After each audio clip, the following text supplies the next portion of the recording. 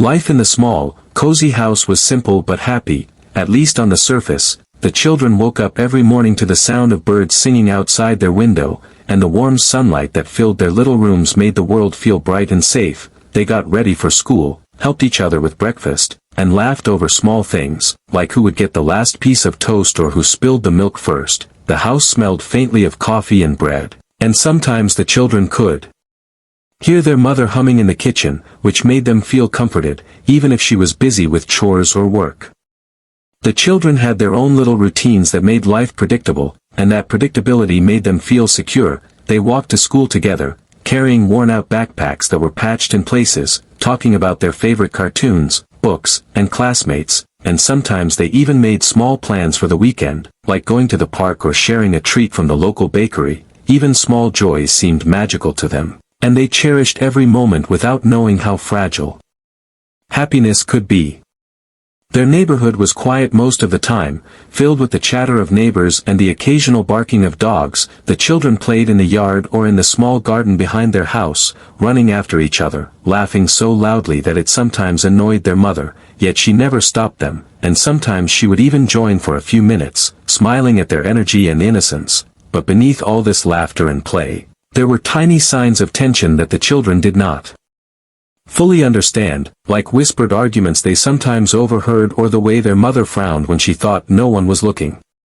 Despite these hints, life felt calm, almost like nothing could disturb the rhythm of their days. The children went to bed at night feeling safe in their small rooms, surrounded by stuffed animals, books, and drawings they had made. They whispered stories to each other before sleep, talking about dreams of becoming doctors, teachers, or even astronauts, and they imagined a future full of possibilities, completely unaware of the storm that was quietly approaching. The ordinary moments, the morning sunlight, the shared laughter, and the quiet evenings were all part of a world that seemed unshakable. They loved their mother in their own way, even when she was strict or seemed frustrated with small things. They knew she cared, and they trusted her decisions. The children often tried to please her, helping with small chores, doing their homework on time, or quietly fixing little mistakes so she wouldn't get upset, and though she sometimes shouted or scolded, it never felt extreme, so the children thought of it as a normal part of life, not realizing that these small cracks in their happiness were only hints of bigger problems ahead. They felt a sense of belonging and warmth in their home, and that sense made them confident that life would always be predictable, safe, and loving. Even school seemed like a safe place, where teachers guided them and friends shared jokes and stories. It was a routine that the children relied on, giving them structure and a sense of normalcy, and in those moments, life felt like a calm river, flowing gently and steadily, carrying them forward without obstacles. They were happy in small, everyday ways, completely unaware that a single day could change everything, that the comfort of routine and familiarity could vanish in an instant, and that the life they knew as normal could be disrupted by something unexpected and shocking. In this calm before the storm, the children experienced ordinary joys, simple routines, and innocent dreams, moments that seemed endless and permanent, moments that made them laugh, cry, and feel safe. But life, as it often does, was quietly preparing a twist that would test their courage, resilience, and love for each other, a test that no routine, laughter, or trust could have prepared them for, and that made these peaceful days precious, because soon, everything would change in ways they could never imagine, and the storm that approached was about to sweep through their lives with a force that would leave them shocked, frightened, and struggling to understand the world they thought they knew. Everything seemed normal that morning, just like any other day. The children were laughing over breakfast, their mother moving around the kitchen with her usual hurried energy, when suddenly the air felt different, heavy, almost as if something unseen was about to happen. At first, the children didn't notice anything unusual. They joked about spilled milk and the neighbor's dog barking outside, but then, in an instant, their mother's calm expression disappeared, replaced by something sharp and tense, a storm hidden behind her eyes. Without a word of warning, she slammed the kitchen door, making the cups rattle, and her voice rang out, louder and angrier than they had ever heard before. "Pack your things. You're leaving the house now." The word struck the children like a thunderbolt, their forks frozen in mid-air, their eyes wide with disbelief. For a moment, no one moved, the room felt frozen in time, and the laughter and warmth of the morning vanished as quickly as it had appeared, replaced by fear, confusion, and shock. The children looked at each other, searching for answers in each other's eyes, hoping someone would explain what was happening, but there was no explanation, only the sharp, trembling voice of their mother repeating the same command, and the overwhelming reality that their world, the home they had always known as safe and comforting, was suddenly gone. At least for them. They ran to their rooms, fumbling through drawers and shelves, grabbing clothes, toys, and anything they thought they couldn't live without, their hands shaking, hearts racing, and minds struggling to understand the unimaginable. The youngest child clutched a small stuffed bear, her face pale and tear-streaked, whispering, "Why is she doing this?" No one had an answer, not even the older sibling who tried desperately to stay strong, trying to keep the younger ones calm, even though their own fear was just as raw and heavy. Every step felt surreal, like they were trapped in a nightmare they couldn't wake from. The house that once smelled of warmth and safety now felt cold, threatening, and foreign. They paused for a moment in the living room, glancing at the familiar furniture, the family photos on the wall, the memories embedded in every corner. All of it now seemed like a cruel joke, reminder of what they were about to lose. The realization that this was not temporary, not a game, but real, made their stomachs twist with anxiety. They had never imagined that their mother could do this. And the shock of betrayal hit harder than anything else, shaking the foundation of trust they had in her. The children tried to speak, to ask questions, to plead, but the words got stuck in their throats, fear and confusion making it impossible to form sentences. Their mother's face was set, firm, unyielding, showing no room for discussion, only the harsh reality of what they had to do. In that moment, they realized that nothing they had done or said mattered, that love, obedience, and effort were powerless against whatever anger or frustration had driven their mother to this extreme. The suddenness of it all left them disoriented, like leaves caught in a violent wind, unable to find a place to land. Outside, the sky seemed darker than usual, the clouds heavy as if the world itself was mourning the children's loss, and when they finally stepped out of the house, dragging their small bags behind them, the front door closing with a resounding thud, the sound echoed in their minds, marking the moment when childhood safety ended, and the unknown began. The street they had walked countless times suddenly felt strange. The familiar neighborhood now unwelcoming, and every step they took carried the weight of uncertainty and fear. They didn't know where to go, how to survive, or what the future held. Each step forward was a mixture of panic and determination, their bond as siblings the only thing holding them together, keeping them from collapsing under the weight of what had just happened. The morning that began with laughter and sunlight had transformed into a nightmare of abandonment, betrayal, and confusion, and the children could only cling to each other, hoping that somehow, somewhere, there was someone who could help them, someone who would understand, someone who would listen. In those first terrifying hours outside the house, the children learned the true meaning of fear and helplessness, and yet, even in that fear, a small spark of courage began to grow, the courage to survive, to face the unknown, and to seek help in a world that suddenly seemed harsh and unpredictable, a world that had changed forever in the blink of an eye, a world that they would now have to navigate together, step by trembling step. The children sat on the curb outside their house, their small bags clutched tightly in their trembling hands, feeling as if the world had shifted beneath their feet. The familiar warmth of home had vanished, replaced by a cold, empty silence, and they could hardly believe what had just happened. The anger, fear, and confusion inside them swirled together like a storm, making it impossible to think clearly. The oldest sibling tried to stay strong, looking at the younger ones with forced confidence, but even they couldn't stop the tears that threatened to fall, the weight of responsibility pressing heavily on their shoulders, making their chest ache with worry. They didn't know how to explain the situation to their little brother and sister, who kept asking the same question over and over: why did Mom do this? Each time, the question felt like a knife twisting deeper into their hearts, because they didn't have an answer. The reason for their sudden eviction remained a mystery, and that uncertainty made it almost unbearable. Every memory of home, once comforting, now carried a sting, the smell of breakfast that had seemed so warm, the laughter in the kitchen, even the small arguments that had once seemed normal, now felt like cruel reminders of what they had lost, and the children could feel their trust in the world cracking, every familiar place feeling distant and unwelcoming, as if the safety they had always taken for granted had been ripped away in an instant. The youngest child hugged the stuffed bear tightly, rocking back and forth, whispering apologies to it for things they hadn't even done wrong, trying to make sense of a situation that made no sense at all. The middle child paced nervously, hands fidgeting, muttering to themselves about what they should do next, while the oldest tried to hold it all together, making plans in their head about where they could go, how they could survive the day, and what they could do to find help. It was not just fear that weighed on them, there was a deep sadness, a sorrow that seemed to settle into their bones, making them feel heavy and small, the kind of sadness that comes when you realize that someone you love has hurt you in ways you cannot understand, the kind that makes it hard to breathe or think clearly, and yet, alongside the sadness, there was anger, a simmering frustration that they didn't know how to express. Anger at their mother for turning her back, for breaking the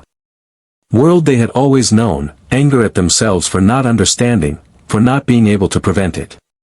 They sat together in silence for a long time, words failing them, each lost in their own thoughts, memories of happier times mingling with the harsh reality of the present, the tension between love and betrayal creating a confusion that left them paralyzed, unable to move forward or go back, unable to hold on to the past or face the future with certainty, the silence between them louder than any shouting, echoing with questions that had no answers.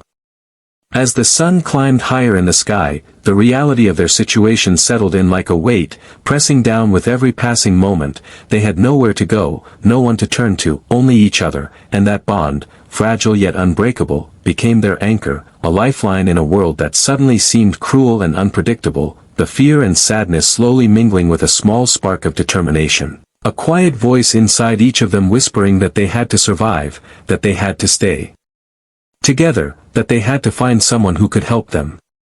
Even in the midst of their turmoil, the children began to notice small details around them, the neighbor watching from a distance, the rustle of leaves in the wind, the way the sunlight fell on the street, and these tiny things reminded them that the world still existed beyond the pain, that there was life, possibility, and maybe, just maybe, hope, though it felt distant and fragile. The storm of emotions inside them had not yet passed, but it was beginning to shift, turning into the quiet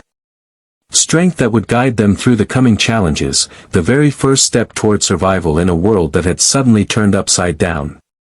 The children didn't know where to go, the street that had always felt familiar now seemed strange and cold, every house looked like a fortress, every adult a stranger, and the world beyond their front doors suddenly felt enormous and unforgiving. The sun beating down on them felt harsh, not warm, and the wind carried the whispers of a life they no longer had, the laughter and safety of their home replaced by uncertainty and fear. Yet even in the midst of despair, they had each other, and that bond became their only compass.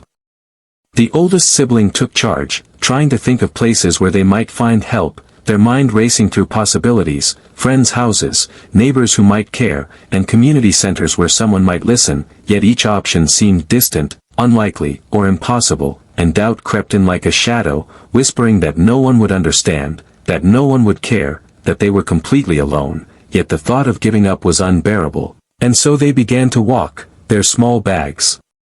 swinging from tired arms, their footsteps uncertain but determined.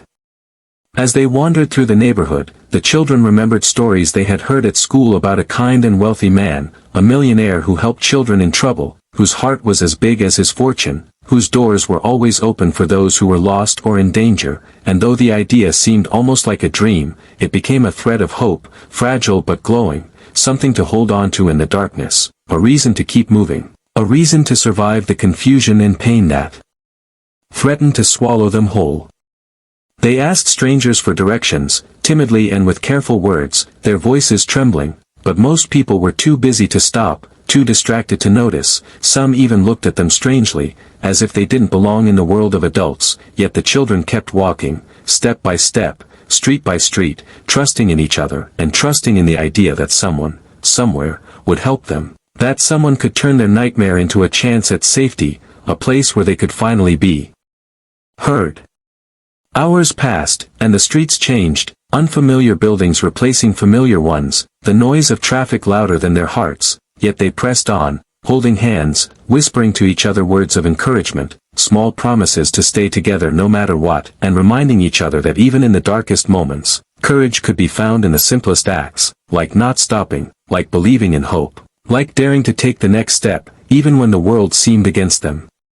Finally, after what felt like an endless journey, they reached the edge of the city, where the buildings were larger, the streets wider, and the people hurried past without noticing them. Yet here, a small sign caught their attention, a place that offered help to those in need, and inside, kind faces welcomed them, asking questions with genuine concern, listening with patience as the children, voice trembling and eyes wide with desperation, told fragments of their story, the tale of being thrown out, the fear, the pain, and the hope that someone might care. It was there, in the soft light of that safe space, that someone mentioned the millionaire, explaining that he often helped children like them, and at first, it felt unreal, almost too good to be true, yet something inside the children stirred, a mixture of hope, excitement, and relief. They decided that if there was even the slightest chance, they would go, they would tell him their story, and maybe, just maybe, their nightmare could end, and they could find a new beginning. So, with courage growing in their hearts, the children set off once more, each step filled with a strange mix of fear and anticipation, unsure of what awaited them, yet trusting that this journey could change everything. The unknown stretched before them like a vast, open road, but now, for the first time in hours, there was a glimmer of possibility, a sense that perhaps their story was not over, that someone could hear them, understand them, and help them find a place where they could finally feel safe, loved, and protected once again. The children approached the grand house with a mixture of awe, fear, and hope, its tall gates and polished windows glinting in the sunlight, a world completely different from the streets they had walked for hours, the weight of exhaustion pressing on their shoulders, yet their hearts beat faster with anticipation, for they had come seeking someone who could change everything, someone who might finally hear them, truly hear them, and understand the nightmare they had endured. As they stepped inside, a warm, quiet energy filled the space, a sharp contrast to the chaos of the streets. The children hesitated at first, unsure if they belonged in such a place, their small hands gripping each other tightly, trembling with nervousness, yet the sound of gentle footsteps approaching gave them courage, a soft voice asking, "Can I help you?" And the sight of the millionaire himself standing before them, calm and kind-eyed, made them feel a strange mixture of fear and relief. He knelt down to their level, his voice soft but steady, inviting them to speak, and for the first time in hours, perhaps even days, the children felt safe enough to begin telling their story, one small piece at a time, words spilling out in trembling bursts, tears streaming down their faces as they recounted the moment their mother had thrown them out, the confusion, the fear, the long walk through streets that felt like deserts of cold stone and indifference, and the pain of realizing that their home, the place they had always trusted, had been taken from them. The millionaire listened without interruption, nodding, showing empathy in every gesture, his eyes reflecting shock, concern, and a deep understanding of the fragility of childhood. Each word the children spoke seemed to lift a small weight from their hearts, as if the simple act of being heard could begin to heal the damage of hours, days, maybe even years of fear and uncertainty. The children poured out not just their story, but their emotions, their dreams, and their desperate hope that someone, anyone, could help. At one point, the oldest sibling stopped, voice breaking, and looked at the millionaire with wide, pleading eyes, asking the question that had haunted them since the eviction: why would she do this? There was silence for a moment, heavy and tense, and the millionaire's gaze softened as he spoke carefully, explaining that sometimes adults make choices they cannot fully explain, driven by pain, anger, or secrets, and though it didn't fix the children's heartbreak, it gave them a glimmer of understanding, a reason beyond themselves for what had happened. The youngest clung tightly to the middle sibling, leaning into the warmth of someone who finally seemed safe, finally someone who could hold their fear with care, and as the story continued, the millionaire asked gentle questions, offering comfort, small smiles, and encouragement, making the children feel seen for the first time in a long, long while, the walls they had built around themselves slowly cracking under the kindness that filled the room, allowing hope to seep back in, fragile but persistent. By the time the children finished telling their story, the millionaire had not only listened, but acted, promising support, safety, and guidance, explaining that their journey did not have to end in fear or confusion, that there were paths forward, opportunities to heal, and people who would care, and the children, exhausted but relieved, felt the first real weight lift from their hearts, the terror of being alone replaced by the strange, unfamiliar warmth of hope. As they left the house that day, hand in hand, the children felt different, lighter, as if the long, terrifying walk through streets of uncertainty had finally led them to a place where courage, kindness, and understanding could exist, where the storm that had consumed them could begin to fade, replaced by the slow, steady light of safety and love, and though the road ahead was still unknown, they had taken the first step toward healing, guided by someone who had chosen to care when the world had turned its back. The encounter with the millionaire was not just a moment of relief, it was a turning point, a beginning of something new, a reminder that even in the darkest, most desperate times, a single act of listening, empathy, and kindness could change everything, and for the children, this meeting marked the first chapter of a journey that would test their courage, shape their hearts, and ultimately prove that even after heartbreak, hope could still shine brightly. The children huddled together in the millionaire's spacious living room, still trembling from the events of the past hours, their eyes wide, hearts heavy, and minds racing. But now there was a new tension in the air, a question that burned brighter than any fear: why?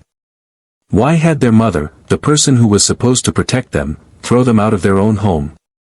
They had survived the streets, the fear, the confusion, but this question was heavier than any burden they had carried so far, and it demanded an answer.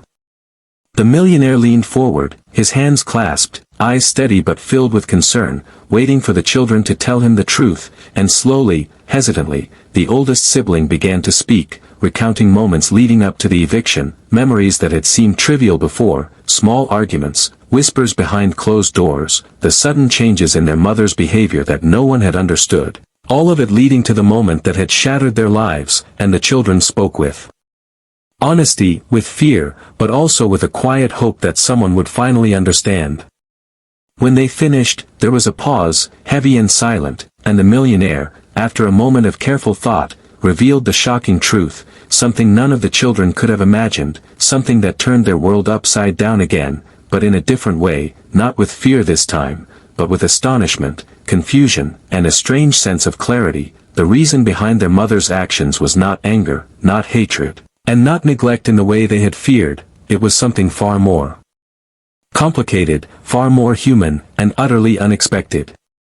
Their mother, it turned out, had been struggling with a secret problem for months, something that had consumed her, controlling her decisions and emotions in ways the children could never have guessed, a combination of financial pressure, fear of losing her own stability, and a misunderstanding that led her to believe that forcing the children out would somehow protect them, or even herself. It wasn't cruelty. Though it had felt cruel, it was panic, confusion, and desperation all rolled into one, a chain of mistakes and fears that had built up until it exploded in that terrifying moment.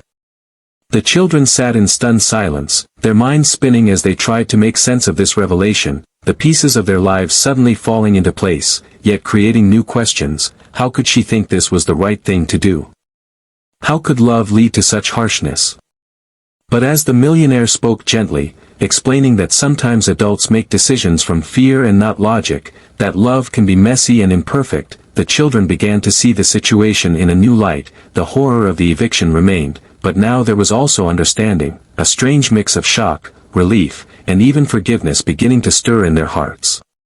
The youngest child clung to a sibling, whispering, "She didn't mean it," and the oldest nodded slowly, still processing, realizing that fear and misunderstanding could twist even the strongest relationships, that even parents could make mistakes so big that children suffered, and yet, there was hope, because knowing the truth, even if it was painful, meant they could begin to heal, to rebuild, and to face the future without the weight of unanswered questions crushing them. The millionaire offered words of reassurance, telling them that understanding did not erase the pain, but it could guide them toward forgiveness, toward resilience, and toward a future where they could make choices that didn't repeat the mistakes of the past. The children listened, absorbing every word, feeling the first flicker of calm in a story that had been filled with chaos, fear, and heartbreak, their hearts lighter, their minds beginning to comprehend that life, even when shocking, could be navigated with courage and care. By the end of the conversation, the children were still shaken, but they were also wiser. Their view of their mother and the situation forever changed. The terror of being thrown out had not disappeared, but now it was balanced by a deeper understanding, a knowledge that sometimes love is complicated, and even terrible things can happen without true malice, and with that knowledge, a quiet determination grew within them. A determination to survive, to grow, and to move forward, stronger, braver, and united, ready to face the challenges ahead with hearts wide open, and minds no longer clouded by fear alone. After the shocking revelation, the children felt a strange mix of relief and lingering fear, their hearts heavy but their minds slowly clearing, yet they knew that understanding alone wasn't enough. They needed help, someone to guide them, someone to make sure they were safe, cared for, and able to rebuild their lives, and that's exactly what the millionaire offered, not with judgment or pity, but with a quiet, steady kindness that made the children feel they were finally being seen for who they truly were. He invited them to stay in a safe place, a home where they could rest, eat, and laugh again without fear, and for the first time in what felt like forever, the children experienced a small, fragile sense of normalcy, their bodies relaxing just enough to breathe freely, their minds quieting from the chaos that had consumed them. Even for a few hours, the weight of being thrown out, lost, and abandoned seemed lighter, and hope began to take root. The millionaire did not just offer them shelter, he offered guidance, listening to their fears, their dreams, and even their anger, validating each emotion without judgment, showing them that it was okay to feel hurt, confused, and even scared, that all of those feelings were natural, and that their pain was real, yet they also had the power to move forward, to learn, and to grow stronger despite everything that had happened. He helped them make small plans for the days ahead, teaching them that even in the most difficult situations, taking one small step at a time could lead to safety and stability, and that the support of someone who cared could transform fear into courage, confusion into clarity, and pain into understanding. The children listened closely, absorbing each word like a lifeline, realizing that this guidance could change their lives in ways they had never imagined. Over the next few days, the children began to feel the first glimpses of healing. Simple things like a warm meal, a soft bed, and a kind smile became anchors of stability, helping them feel safe in a world that had seemed suddenly cruel. The millionaire encouraged them to talk about their feelings, to express their sorrow, anger, and confusion openly, and for the first time, they realized that sharing their pain didn't make them weak. It made them stronger. It gave them a chance to release the weight that had been crushing them since the day they were thrown out. As the days passed, the children also learned practical skills to help them navigate the world more confidently, from basic self-care to understanding how to ask for help, and each small lesson, though seemingly ordinary, became a tool for survival, a way to regain control over lives that had felt so out of control just days before. The guidance was gentle but firm, nurturing but empowering, and the children slowly began to understand that even in the darkest moments, there could be light. Perhaps most importantly, the millionaire reminded the children that they were not alone, that family and love could take many forms, and that being thrown out of one home did not mean they would ever be unloved or unwanted again. The bond between the siblings strengthened even more as they realized they could rely on each other, share their fears, and trust that together they could face anything, their hearts learning the power of unity and resilience in the midst of chaos. By the end of this period of support, the children were no longer paralyzed by fear, but cautiously optimistic, their hearts carrying a new sense of hope, their minds clearer, and their spirits slowly healing. The nightmare of being thrown out had left scars, but with guidance, love, and care, they could begin to rebuild, learning that even the harshest storms can give way to calm, that understanding and help can turn despair into courage, and that the future, while uncertain, was no longer something to fear, but something to approach with determination, hope, and love. The children sat together one quiet evening, the soft glow of the room wrapping around them like a gentle hug, and for the first time in what felt like forever, they had a moment to simply breathe, to think, and to reflect on everything that had happened, from the terrifying day their mother threw them out to the long, exhausting journey to find help, and finally, to the compassionate arms of the millionaire who had changed their lives. Each of them held fragments of memory, fear, pain, confusion, but also small sparks of hope, courage, and love that had carried them through, and as they looked at each other, they realized that these experiences, though terrifying, had taught them something they could never have learned in a safe and predictable world. They had learned resilience, the strength to endure, to keep moving forward even when everything seemed lost, and the power of relying on each other when the world seemed unkind. The oldest sibling spoke first, voice quiet but steady, recounting how they had feared losing everything, yet now understood that safety was not always about a house, but about people, love, and trust, that even when a home is lost, hope can be found in the kindness of strangers and the bond of family, a truth that filled the room with a quiet energy, making the younger siblings nod, their small faces brightening with the realization that they were not powerless. The middle child, still clutching the stuffed bear that had been their companion through the darkest hours, smiled faintly and said, "We made it, together," and in that simple sentence was the essence of their journey, the recognition that surviving fear and betrayal was not about avoiding hardship, but about facing it with courage, leaning on each other, and allowing others to help when needed, a lesson that would stay with them for the rest of their lives.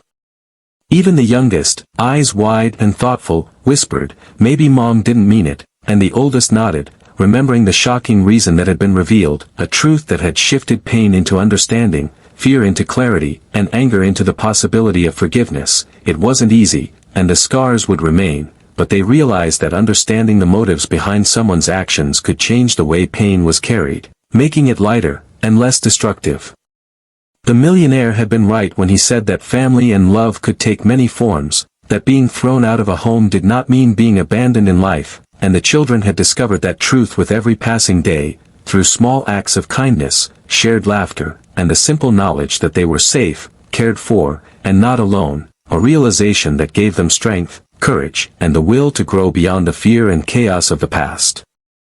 As they talked into the evening, planning small dreams for the future, going back to school, learning new skills, maybe even helping other children someday, the children felt a sense of purpose that had been missing before, a sense that life, no matter how cruel or unfair it could sometimes be, still held opportunities, joys, and love, and that they were capable of finding it, even after heartbreak. In those quiet moments of reflection, the children understood something profound. Life would not always be easy, there would be storms again, challenges and pain waiting on the horizon. But they had grown, they had survived, and they had learned that even in the darkest times, courage, love, and hope could guide them, that the bond they shared as siblings was unbreakable, and that people like the millionaire reminded them that kindness and support could change everything. By the end of the evening, the children were no longer just survivors, they were dreamers, planners, and believers in the possibility of a brighter future. The hardships they had faced had shaped them, but not defined them, and as they held each other close, their hearts full of both scars and hope, they knew that life, no matter how unpredictable, could be met with strength, understanding, and love, and that even after the darkest storm, the light of growth and new beginnings could always shine through.